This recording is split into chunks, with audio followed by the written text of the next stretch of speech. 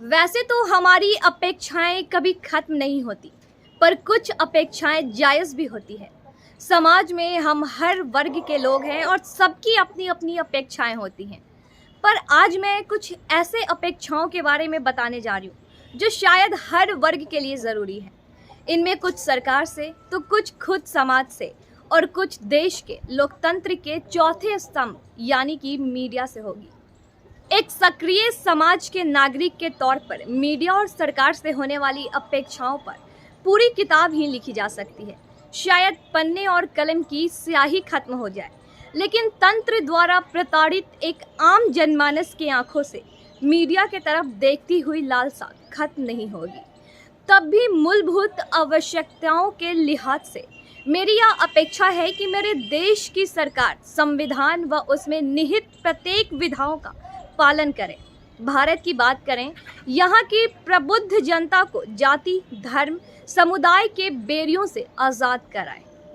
सरकार से मेरी अपेक्षा रहेगी कि विश्व को एक ग्लोबल गांव के तौर पर आकृति देने में यहाँ की सरकार योगदान दे।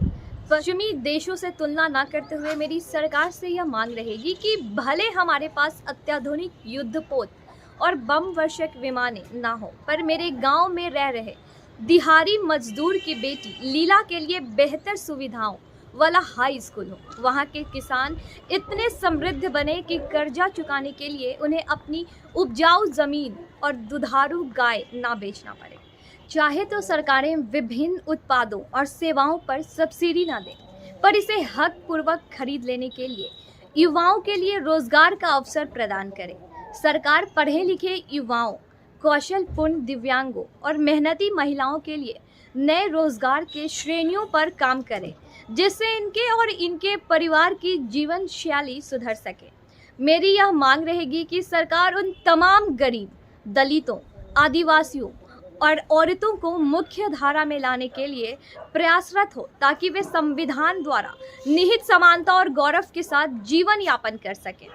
इससे एक सशक्त देश और समाज का उद्गम हो। किसी राष्ट्र के गौरव के लिए समाज में रहे लोगों की भूमिका भी उतनी ही महत्वपूर्ण है जितनी जिम्मेदार उसकी सरकारें। एक स्वस्थ समाज एक महान राष्ट्र का निर्माण करती है। देश की सेवा केवल हाथ में बंदूक लेकर सरहदों पर डटे रहने तक सीमित नहीं है। एक ऑटो चालक, बैंक कर्मी, पोस्टमैन या एक विद्यार्थी के तौर पर भी हम समाज निर्माण करते हैं। समाज से हमारी यह अपेक्षा होनी चाहिए कि लोगों को अपने दायित्व के प्रति जिम्मेदारी की अनुभूति हो, उनमें अन्याय न सहन करने का जज्बा हो और वे गरीबों, असहायों, पिछड़ों के आवाज़ को दुनिया तक पहुंचाए। समाज में धार्मिक और जातीय सौहार्द का माहौल हो और लोग किसी भेदभाव के शिकार ना हो। जनता सिर्फ अपने मौलिक अधिकारों के लिए न तत्पर रहे, अपितु अपने मौलिक कर्तव्यों को भी जाने। समाज अपने स्वार्थ से ऊपर उठकर जन सरोकार के कार्यों में अपना योगदान दे और समाज में आ रहे दिक्कतों का मिलकर सामना करे। अब बात करें मीडिया की, तो वर्तमान समय में मीडिया की उपयोगिता, महत्व एवं भूमिका निरंतर बढ़ती जा रही है। कोई भी समाज, सरकार, वर्ग, संस्था, समूह या व्यक्ति मीडिया की उपेक्षा कर आगे नहीं बढ़ सकता। आज के जीवन में मीडिया एक अपरिहार्य आवश्यकता बन गया है। उनसे मेरी अपेक्षाएं हैं कि मीडिया परिवर्तन का माध्यम बने, केवल समाचार परोसने वाला नहीं, मनोरंजन करने वाला नहीं। चाहे वह प्रिंट मीडिया हो, इलेक्ट्रॉनिक मीडिया या फिर सोशल मीडिया हो, उसे समाज के विविध घटकों के बीच समरसता उत्पन्न करने वाला होना चाहिए, न कि रंजिश और दंगे। और खासकर उसे निष्पक्ष होना चाहिए। उसे निर्माण की वाहिका बनाई रखनी चाहिए, न कि विनाश का कारण।